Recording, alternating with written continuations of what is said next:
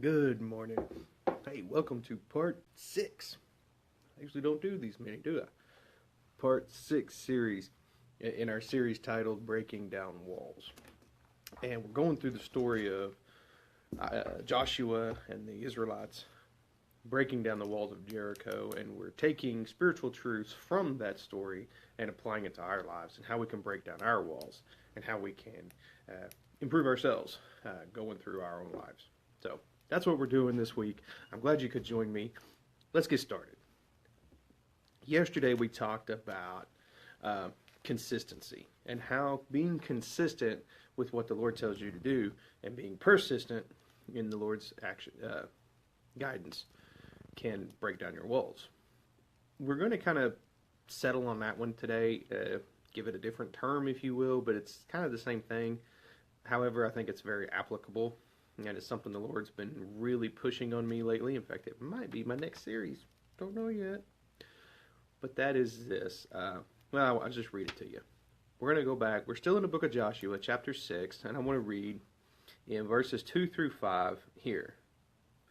The Lord said to Joshua, I have given you Jericho, its king, and all its strong warriors. You and your fighting men should march around the town once a day for 6 days. 7 priests will walk ahead of the ark, each carrying the ram's horn. On the 7th day, you are to march around the town 7 times with the priests blowing the horns. When you hear the priest give one long blast of the ram's horn, have all the people shout as loud as they can. Then the walls of the town will collapse, and the people can charge straight into the town. So, that's what the Lord told them to do, right? Unconventional, yes. Consistent, persistence, that's what they did. And then in Joshua 6:15 through 16, that's where we're going to pick up, okay? We know what the Lord told them to do. He says, I'm going to give it to you, but this is what you have to do. So in verse 15, they started doing this once a day. They started walking around the town like they were told. On the 7th day, the Israelites got up at dawn and marched around the town as they had done before. But this time, they went around the town But this time, they went around the town 7 times. The 7th time around, as the priests sounded the long blasts on their horns, Joshua commanded the people, shout, for the Lord has given you this town. Shout, for the Lord has given you this town. I'm going to jump to verse 20. When the people heard the sound of the ram's horn, they shouted as loud as they could. Suddenly, the walls of Jericho collapsed, and the Israelites charged straight into the town and captured it.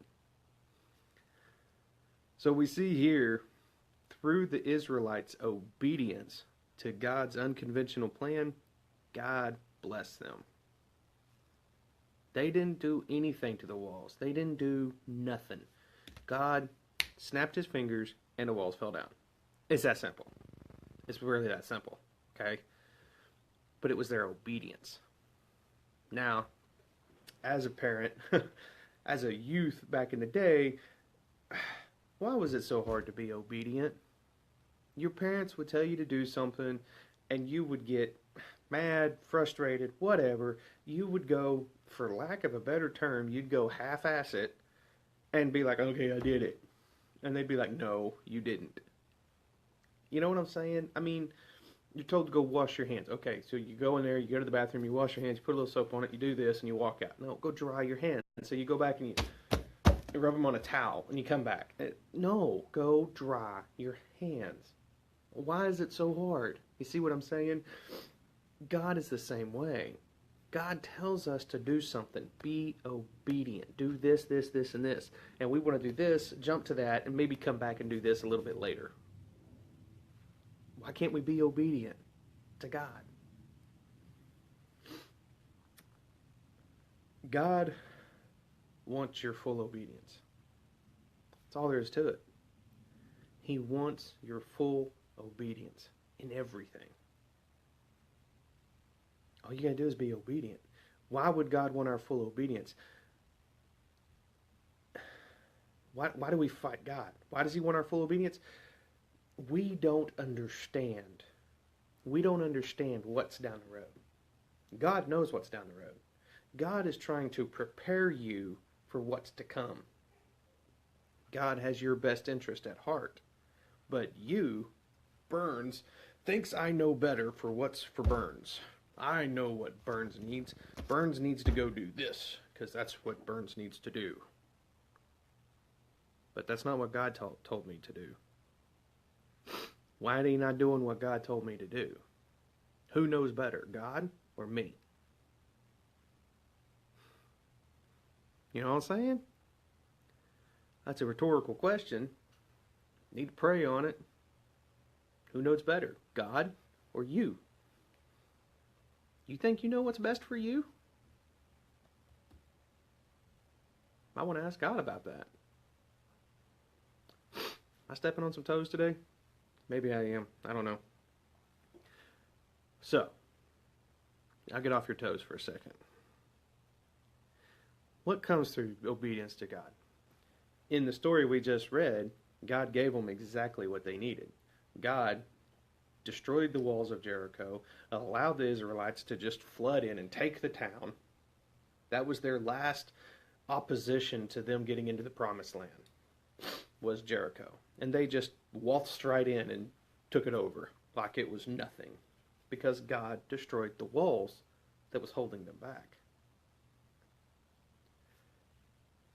What's keeping you held back? What have you not given to God through your disobedience, and it's holding you back? What can God give you through your obedience? You want to know? I'll show you. Deuteronomy 28. I didn't even look this one up yet. I gotta go find it.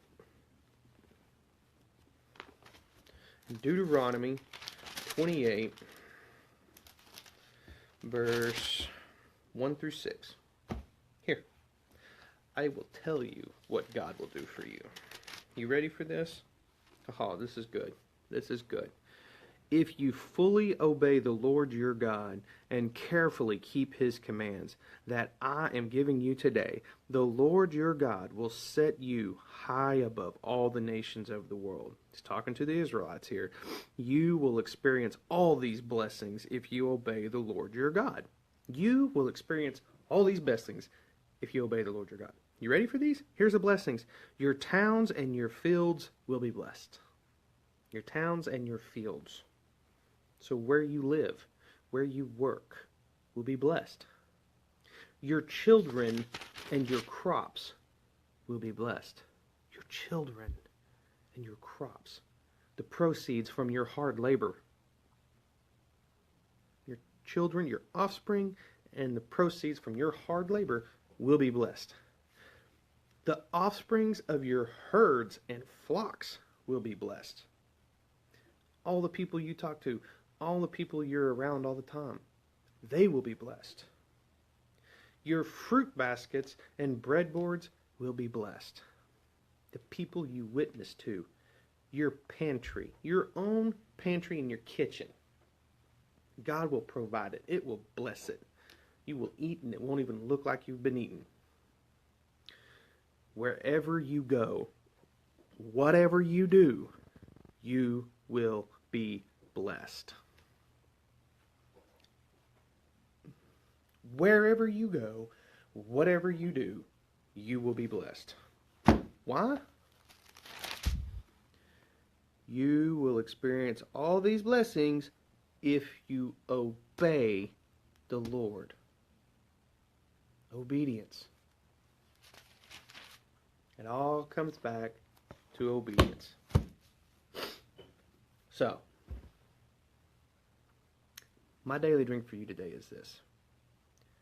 We might not understand God's reasoning. We might not understand his plan. But God has our best interest at heart.